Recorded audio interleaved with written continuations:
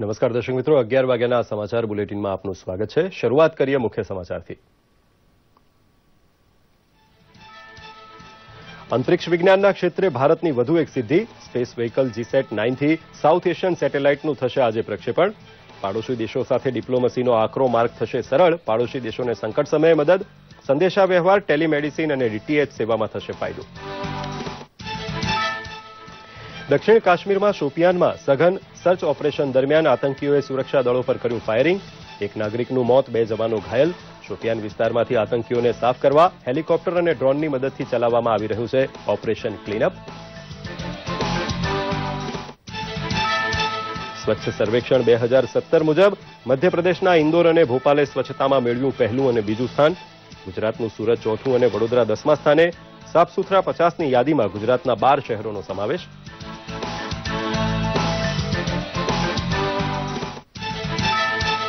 પ્રધાનમંત્રી નરેન્દ્ર મોદીના સ્વચ્છ મિશનના સ્વપ્નમાં સુરત શહેરનો સમાવેશ થતા સુરતના નગરવાસીઓ ખુશખુશાલ।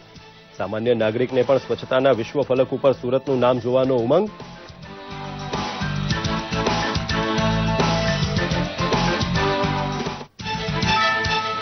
અને મહિલા ઉદ્યોગ સાહસિક માટે આગવી ઔદ્યોગિક વસાહત ખુલ્લી મૂકે છે મુખ્યમંત્રી વિજયભાઈ રૂપાણી। સાણંદ નજીક 18.5 હેક્ટરમાં આકાર પામેલી ઔદ્યોગિક વસાહતમાં આવેલા 102 પ્લોટનું પ્રતિક વિતરણ મહિલાઓને કરાયું। આગામી સમયમાં મહિલાઓને વ્યાપક રોજગાર આપવા સરકાર યોજશે ખાસ રોજગાર મેળો। જોઈએ સમાચાર વિગતવાર। ભારત પોતાના 6 પાડોશી દેશો માટે આજે ઇસરો ખાતેથી 2230 કિલોગ્રામનો સાઉથ એશિયા સેટેલાઇટ GSAT-9 દ્વારા લોન્ચ કરશે। આ સેટેલાઇટથી ભારતના પાડોશી દેશોને એકબીજા સાથે કમ્યુનિકેશન સુવિધા મળશે। સાથે જ અવકાશમાં પોતાનું એક અલગ સ્થાન બનાવી ચૂકેલું ભારત સાઉથ એશિયા સેટેલાઇટ દ્વારા પોતાના પાડોશીઓને સંકટ સમયે મદદ પણ કરી શકશે। ઇસરોના GSLV F-09 રોકેટથી આ ઉપગ્રહનું પ્રક્ષેપણ કરાશે। આ ઉપગ્રહનો મુખ્ય ઉપયોગ દક્ષિણ એશિયાના સંદેશા વ્યવહાર, ટેલિમેડિસિન, DTH સેવા અને કોઈ આફત સમયે તત્કાળ માહિતી પ્રસારણ કરવાનો છે। આ સેટેલાઇટ પ્રક્ષેપણમાં સાર્કના 7 દેશોમાંથી પાકિસ્તાન જોડાયું નથી। આ વજનદાર સેટેલાઇટ જીઓસિન્ક્રોનસ પ્રકારનો છે। આ ઉપગ્રહ 12 વર્ષ કામ કરશે અને પછી બીજો ઉપગ્રહ તેનું સ્થાન લેશે।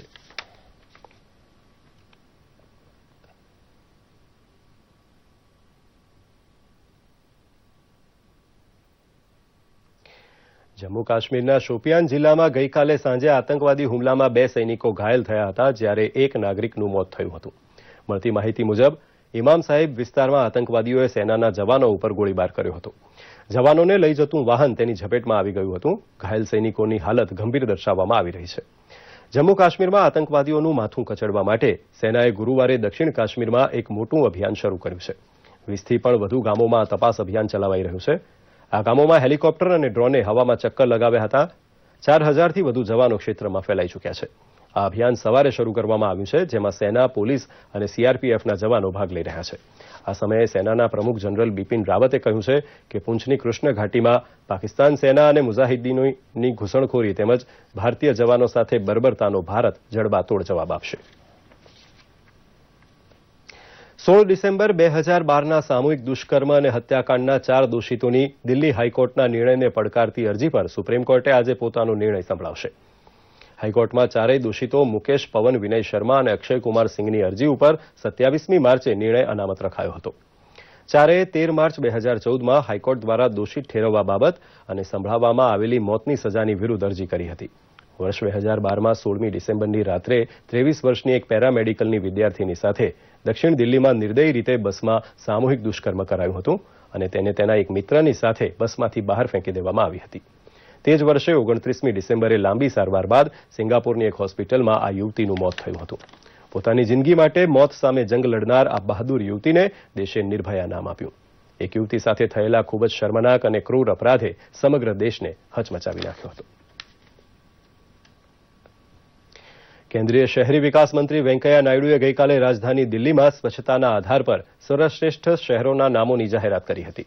યાદીમાં ઇન્દોરનું નામ સ્વચ્છ શહેરોમાં સૌથી ઉપર છે, ભોપાલ બીજા અને વિશાખાપટ્ટનમ ત્રીજા નંબર ઉપર છે, જ્યારે 432 શહેરોમાં ઉત્તર પ્રદેશનું ગોંડા સૌથી ઓછું સ્વચ્છ શહેર જાહેર કરાયું હતું।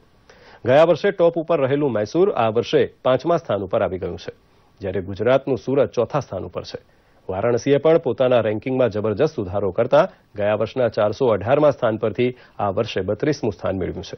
પ્રથમ 50 શહેરોમાં ગુજરાતના સૌથી વધુ 12 શહેરોનો સમાવેશ થાય છે.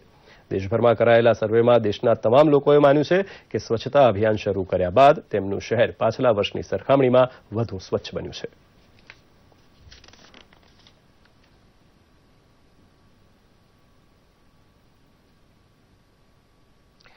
વર્ષ 2019માં આવનારી મહાત્મા ગાંધી જયંતિની ઉજવણીના ભાગરૂપે પ્રધાનમંત્રી નરેન્દ્ર મોદીના સ્વપ્ન મુજબ સ્વચ્છ ભારત અભિયાન અંતર્ગત 2016થી સ્વચ્છ સર્વેક્ષણ શરૂ થયું છે. સ્વચ્છ ભારત સર્વેક્ષણ 2017માં 432 શહેરોએ ભાગ લીધો હતો, જેમાં સુરતનો ચોથો ક્રમ આવતા સુરત શહેરના કર્મચારી ગણમાં આનંદ વ્યાપી ગયો હતો. સુરતનો સામાન્ય નાગરિક પણ ખુશખુશાલ છે. સૌને સ્વચ્છતાના વિશ્વ ફલક ઉપર સુરતનું નામ આવે તેવી ઈચ્છા છે.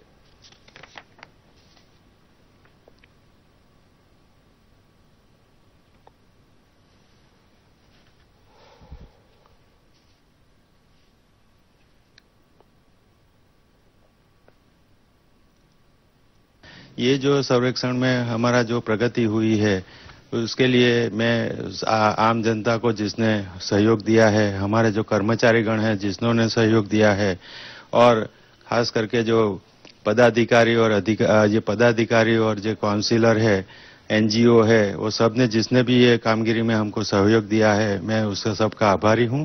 और अगले सालों में ये चौथा क्रम से आगे बढ़कर हम सूरत को फर्स्ट नंबर पर ले जाएंगे, ऐसी मैं आशा व्यक्त करता हूं. सूरत के लोगों में स्वच्छता अभियान को लेकर इतनी जागरूकता आई कि हर लोग नरेंद्र मोदी जी के स्वच्छता अभियान के तहत झाड़ू लेके आज भी निकल पड़ते हैं. महीने हफ्ते में एक बार स्वच्छता अभियान के तहत जहां गंदगी दिखती है वहां हाथ में झाड़ू लेकर सफाई करने के लिए उद्यत रहते हैं. सभी समाजों से निवेदन करता हूं कि इस क्रम को पहले नंबर पर सूरत का स्थान आए, ऐसा प्रयास સદૈવ સ્વચ્છતા કે લીએ કરતે રહેના चाहिए, ऐसा નિવેદન. આ સુરતનો ચોથો નંબર આવ્યો છે એના માટે હું ખૂબ ખુશી અનુભવું છું, પણ હજુ આપણે સ્વચ્છતામાં વધારો કરશું તો આપણે હજુ પહેલા નંબર પર આવી શકીએ એવી પ્રેરણા છે. આપીને હજુ ક્લીન કરવામાં આવે તો સુરત હજુ આગળ વધી શકે એમ છે અને ફર્સ્ટ નંબર પર પણ આવી શકે છે. બેન્કિંગ કાયદામાં સંશોધન બાદ એનપીએ એટલે કે નોન પરફોર્મિંગ એસેટના અધ્યાદેશને રાષ્ટ્રપતિ પ્રણવ મુખર્જીએ લીલી ઝંડી આપી દીધી છે. આ નિર્ણયથી રિઝર્વ બેન્ક હવે સશક્ત બનશે. ડિફોલ્ટર સામે હવે બેન્કોને કાર્યવાહી કરવાની સત્તા મળી ચૂકી છે. પ્રધાનમંત્રી નરેન્દ્ર મોદીની અધ્યક્ષતામાં મળેલી મંત્રીમંડળની બેઠકમાં આ અધ્યાદેશની મદદથી બેન્કિંગ નિયમન કાયદાની કલમ 35A માં સંશોધનમાં પ્રસ્તાવને મંજૂરી આપવામાં આવી હતી. હવે રિઝર્વ બેન્ક દેવાદારોને વ્યાજની વસૂલી માટે બેન્કોને નિર્દેશ આપી શકશે. નોંધનીય છે કે સાર્વજનિક ક્ષેત્રની બેન્કોની દેવાની રકમનો આંકડો વધી ચૂક્યો છે, જેને અટકાવવા માટે અંતે જવાબદાર ગુનેગારો સામે ત્વરિત યોગ્ય પગલાં લેવાઈ શકે તે માટે એનપીએ અસરદાર સાબિત થઈ શકશે. અમદાવાદ નજીક સાણંદ જીઆઈડીસીમાં 18.32 હેક્ટર વિસ્તારમાં પ્રથમ વુમન ઇન્ડસ્ટ્રીયલ પાર્કનું મુખ્યમંત્રી વિજયભાઈ રૂપાણીના હસ્તે લોકાર્પણ કરવામાં આવ્યું હતું. આ પાર્કમાં 102 પ્લોટનું વિવિધ મહિલા ઉદ્યોગ સાહસિકોને વિતરણ કરવામાં આવ્યું હતું, જેના માધ્યમથી ઉદ્યોગ શરૂ કરનારી નારી શક્તિ અન્ય 5000 જેટલી ગ્રામીણ બહેનોને રોજગારીની તકો પૂરી પાડવાની છે, જે બદલ મુખ્યમંત્રીએ ઉદ્યોગ સાહસિકોને અભિનંદન પણ પાઠવ્યા હતા. અહીં પાપડ વણવાના ગૃહ ઉદ્યોગથી માંડીને હાઈટેક ઉદ્યોગ સુધીના એકમો ખુલશે. આ પ્રસંગે મુખ્યમંત્રીએ બહેનો અને મહિલાઓનું કર્તવ્ય માત્ર ઘરબાર ચલાવવા પૂરતું સીમિત ન રહી ઘરની સાથે ઉદ્યોગ અને વેપાર સક્ષમતાથી સંભાળતા થઈ સમય અનુકૂલન પરિવર્તનની લહેર હોવાનું જણાવ્યું હતું. સાથે જ આગામી દિવસોમાં અમદાવાદમાં મહિલા રોજગાર મેળો યોજવાની પણ મુખ્યમંત્રી શ્રી રૂપાણીએ જાહેરાત કરી હતી. આ પ્રસંગે મુખ્યમંત્રીએ જીઆઈડીસી ઓનલાઈન મોબાઈલ એપ્સનું લોન્ચિંગ પણ કર્યું હતું. અને એ ઉદ્યોગોના 200થી વધુ અમારી જે વસાહતો છે જીઆઈડીસીની, એ વસાહતોના રસ્તા, ગટર, લાઇટ, પાણી, એના ટ્રીટમેન્ટ પ્લાન્ટ, એના પ્રશ્નો એ સરકાર લેવલે જ બધું થાય, એને બદલે એમને સ્વાયત્તતા આપવી. એમનું જે ગવર્નિંગ બોડી, એમાં 4-5 ઉદ્યોગપતિઓ હોય, 2-3 અધિકારીઓ હોય, અને સાથે મળી અને એમને પાવર આપવામાં આવે અને એ જ લોકો પોતાના નિર્ણયો વિકાસના કરે. માલિકી, એના પ્લોટ, એ બધી જગ્યા, જમીન એ સરકારની છે, એટલે એ પાવર સરકારના હોય, પણ એના મેન્ટેનન્સ માટે એ એમની જે બોડી બનેલી હોય એ જ કરે, એટલા માટેનો ગઈકાલે નિર્ણય કરેલો છે. કોંગ્રેસની કિનારા બચાવો યાત્રા ઓખા ખાતે આવી પહોંચી હતી, જ્યાં કોંગ્રેસના અર્જુન મોઢવાડિયા, મેરામણ ગોરિયા અને હકુભા જાડેજા સહિતના ધારાસભ્યોનું વાજતે ગાજતે સ્વાગત કરાયું હતું. આ તકે અર્જુન મોઢવાડિયાએ જણાવ્યું હતું કે કોંગ્રેસના વખતમાં દરિયાઈ બંદરો અને માછીમારોના વિકાસ માટેની યોજનાઓ શરૂ કરવામાં આવી હતી, જે સરકાર દ્વારા બંધ કરી દેવાતા માછીમારોની હાલત કફોડી બની છે. ઓખા દરિયાકાંઠાને ઉત્તમ ગણાવતા તેમણે જણાવ્યું હતું કે કોંગ્રેસ આવશે તો દરિયાઈ વિકાસ બોર્ડ બનાવી દરિયાઈ પટ્ટીનો વિકાસ કરાશે, તેમજ માછીમારો અને તેમના પરિવારોને અગ્રિમતા અપાશે.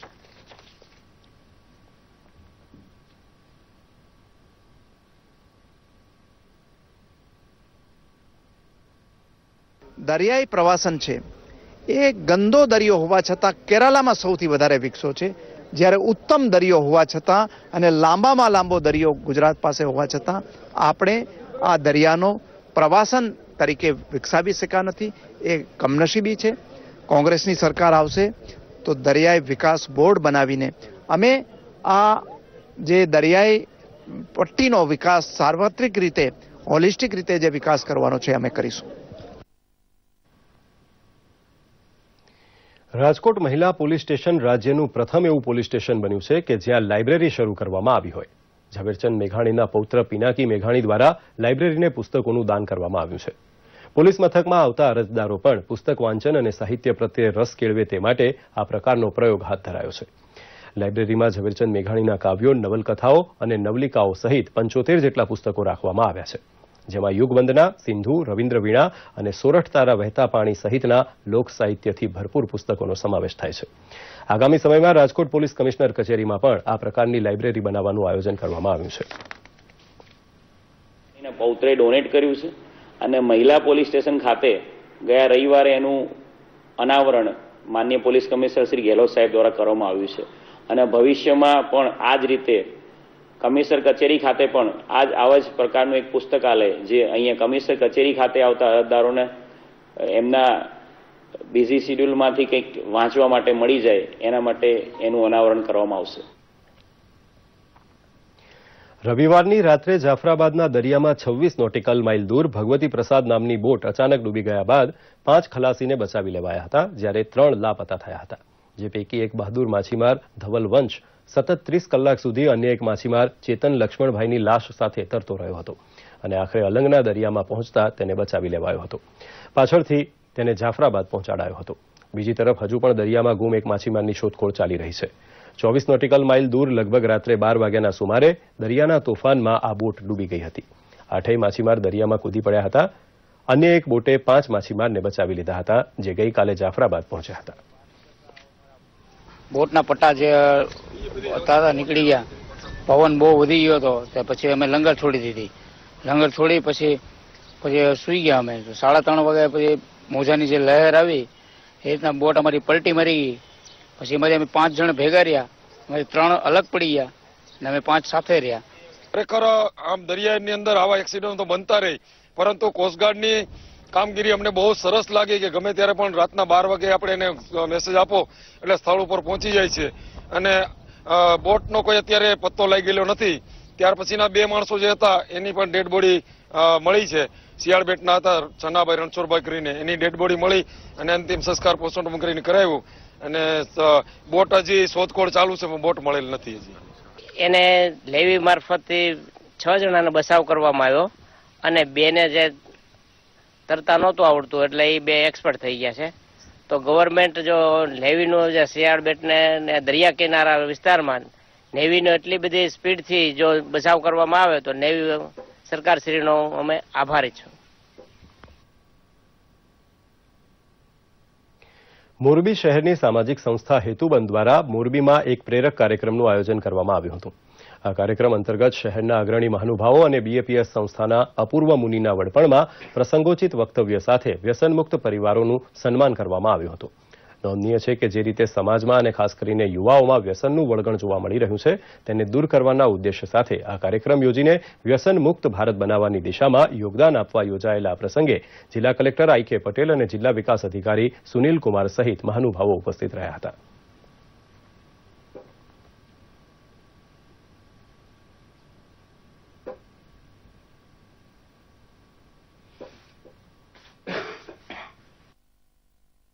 વ્યસન મુક્તિનો શુભ સંકલ્પ કર્યો છે એટલે ભગવાન એમને પણ બળ આપે.